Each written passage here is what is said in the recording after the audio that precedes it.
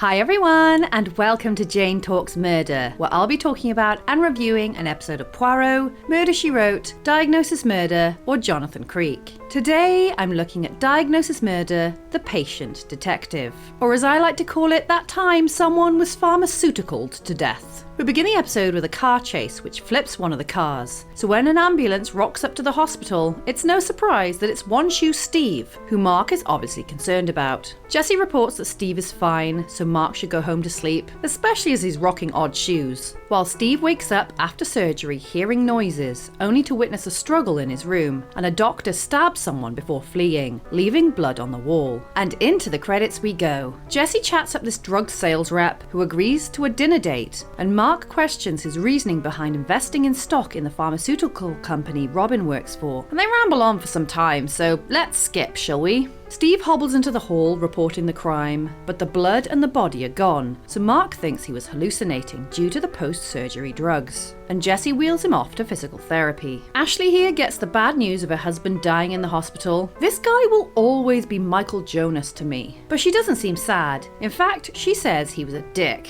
Walter tells Jesse about it and says he heard the dead dude and his wife arguing the night before, and is bummed out the drug Jesse is investing in didn't work. Amanda and her dress inquire about Steve's accident while he strokes the wall before Mark suggests he look at his unsolved cases in case the hallucination is connected to one of them. Steve insists the murder actually happened, and after noticing the TV in his room is in the wrong place, he rushes into the adjacent room where the stain is where he said it was, and Amanda mentions he was originally in this room until his room was ready. Mark thinks the victim could be the dead husband, but Amanda says he wasn't stabbed, although Jesse reveals Ashley had plenty of motive for murder rather than divorce. And Mark says the stain isn't blood, it's some compound. Mark visits Ashley to ask about the circumstances surrounding the argument she had with Edgar, and wants to do another autopsy, but it's a little late for that. So Steve and Amanda look at autopsy photos where Steve thinks it might have been a syringe, not a knife that he saw, and wants to know who had access to the infectious diseases lab. They visit the lab where Steve finds a red thread belonging to Ashley, who signed in, but that's sus, because she shouldn't have been able to gain access in the first place, until they discover she used to be a nurse at Community General, which would have given her the means to kill her husband. Ashley is less than impressed as they collect her red coat, which incriminates her, but Steve doesn't believe she's the killer and gets Mark to go back and talk to her. Jesse goes on a date with Robin and they talk about the stock crashing before he walks in on Vince, I'm clearly the killer, Walker, who says they have a new trial patient, and Ashley comes to see Steve. She swears she didn't kill her husband and says they argued because he wanted out of the drug trials because of the negative side effects, which pissed Walter off, and Jesse explains that the trials in another hospital failed due to too many patients dying, although he swears his buddy Walter is a good guy.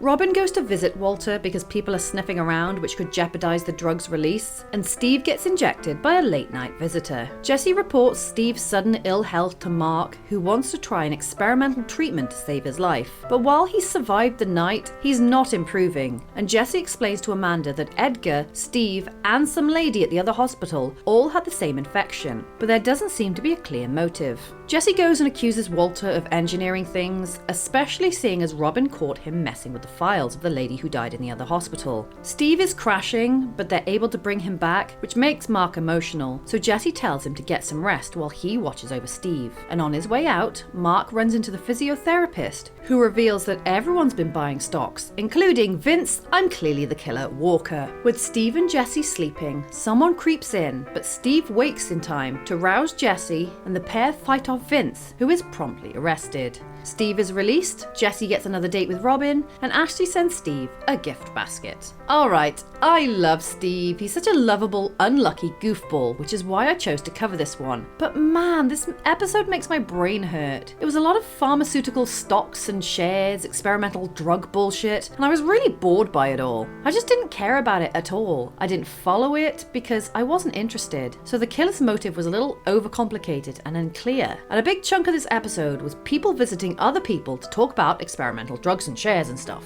Although I didn't exactly understand his motive, the killer was pretty obvious to me. There weren't many characters in the story, and it would have been too obvious if it were Ashley or Walter. So that left Vince and Robin, and Vince had access to both Ashley's coat and the lab, and was hanging around like a weirdo in several scenes. So he jumped out straight away as the one behind it all. I liked the idea of this episode. It's a bit Rear Window, but it was clouded by all the nonsense talk, and the Steve was in a different room thing was worked out way too quickly. I was expecting much more of nobody believing Steve and him having to prove that there was a murder, so I wasn't a huge fan of it. We have one victim, Edgar Wellers, who died from a lethal staph infection thanks to our killer, Vince Walker, who killed him and seemingly some other people because something about shares and margins or something. Who cares? So there you have it. That was The Patient Detective. Let me know your thoughts in the comments below, or come say hi on social media. If you enjoyed this video, then please hit that like button, it really does mean a lot, or consider subscribing if you want more videos like this one. Alternatively, feel free to check out my other YouTube channels. Thank you so much for watching, I'll speak to you soon, and keep an eye out for clues.